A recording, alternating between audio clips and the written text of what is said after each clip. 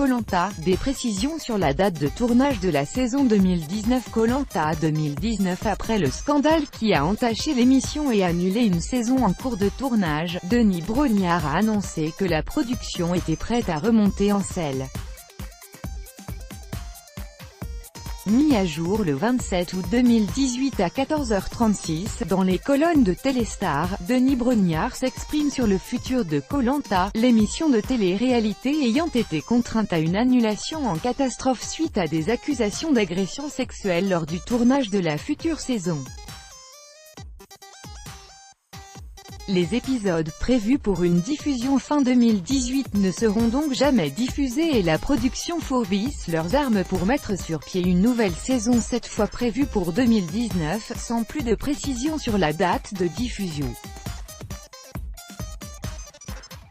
Denis Brognard précise toutefois que l'équipe va partir tourner la nouvelle saison entre cet automne et cet hiver. Le lieu de l'aventure n'a pas encore été annoncé. Qui est la gagnante de Koh-Lanta 2018? C'est Clémence Castel, une Normande de 33 ans, qui s'est imposée lors de cette finale de Koh-Lanta, le combat des héros. C'était sa troisième participation au jeu d'aventure et sa seconde victoire, du jamais vu, après celle de 2005. Les téléspectateurs de TF1 avaient en effet découvert la candidate pour la première fois dans la saison 5 de Koh-Lanta. Appréciée du public et de ses concurrents, Clémence avait commencé une carrière à la télévision après sa première victoire. Elle a ainsi présenté Fear Factor sur NT1, puis Destination Vérité en 2010.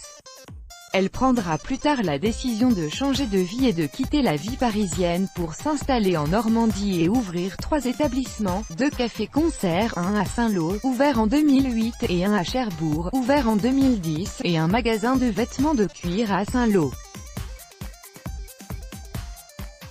Seule femme en finale de ce Koh-Lanta 2018, Clémence Castel s'est imposée face à Ravière, Jérémy et Pascal, les 3 autres finalistes de la compétition. Comme toujours, il a été décidé que cette finale de Koh-Lanta mettrait en scène la redoutable épreuve de l'orientation ainsi que la mythique épreuve des poteaux, filmée dans les îles Fidji cet hiver. La production avait ensuite programmé un ultime conseil, avec un vote dépouillé en direct, pour décider qui des 2 derniers finalistes serait le grand gagnant de cette saison de Koh-Lanta 2018. Regardez Koh-Lanta en streaming et replay. Bien que les prochains épisodes de Koh-Lanta ne sont pas encore prêts d'arriver sur TF1, la méthode de visionnage en streaming et en replay ne changera pas, c'est désormais devenu une habitude. Les amateurs de Koh-Lanta peuvent retrouver les nouveaux épisodes en direct et en streaming sur internet via le site MyTF1, il vous suffit de vous connecter pour regarder l'émission. L'affaire Koh-Lanta en résumé. La finale de Koh-Lanta 2018, le combat des héros, était le dernier épisode du programme d'aventure avant un moment puisque la deuxième saison 2018 a été annulée par la production, l'émission ayant été plongée dans la tourmente à la suite d'une affaire d'agression sexuelle présumée en plein tournage. Le 11 mai, la production de Koh-Lanta a en effet annoncé la suspension du tournage de la deuxième saison 2018, qui avait démarré au début du mois dans les îles Fidji. Si la société de production est d'abord restée évasive, évoquant un « événement extérieur entre 2 candidats », on a appris bien vite qu'un concurrent avait été accusé d'agression sexuelle par une candidate. Celui-ci a immédiatement nié les faits. Mais devant la gravité des accusations, TF1 et ALP, qui produit l'émission, ont rapidement décidé d'annuler purement et simplement le tournage de cette saison de Koh-Lanta, qui devait être diffusée dès le mois de septembre 2018. À son retour en France, le 13 mai, la plaignante, Candide Renard a porté plainte pour agression sexuelle. Mis en garde à vue quelques heures le 14 mai, le mis en cause, Eddie Guyot, réfute les accusations. La bataille juridique a commencé avec 2 lignes de défense radicalement différentes, l'une médiatiquement très agressive, menée par l'avocat de M.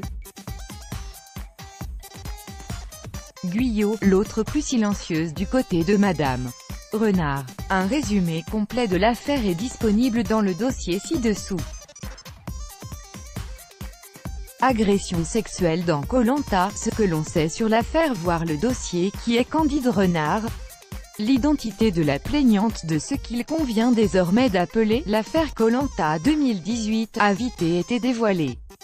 Il s'agit de Candide Renard, une jeune femme âgée de 21 ans, qui n'est autre que la fille d'Hervé Renard, l'entraîneur de l'équipe nationale de football du Maroc. On sait très peu de choses sur l'intéressé, si ce n'est que l'émission Koh-Lanta aurait pu lui permettre de se faire connaître du grand public si elle avait été diffusée sur TF1. Aujourd'hui, Candide Renard ne communique pas dans les médias, laissant cette mission délicate à son avocat et à son père.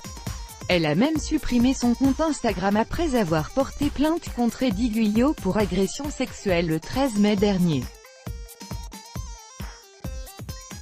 Qui est Eddie Guyot? Il aura fallu attendre plusieurs jours avant que le nom d'Eddie Guyot soit révélé au grand public par son avocat Jérémy Assous sur BFM TV, puis par le biais d'une interview dans Closer le 18 mai dernier, dans laquelle le candidat de Koh-Lanta 2018 clamait son innocence.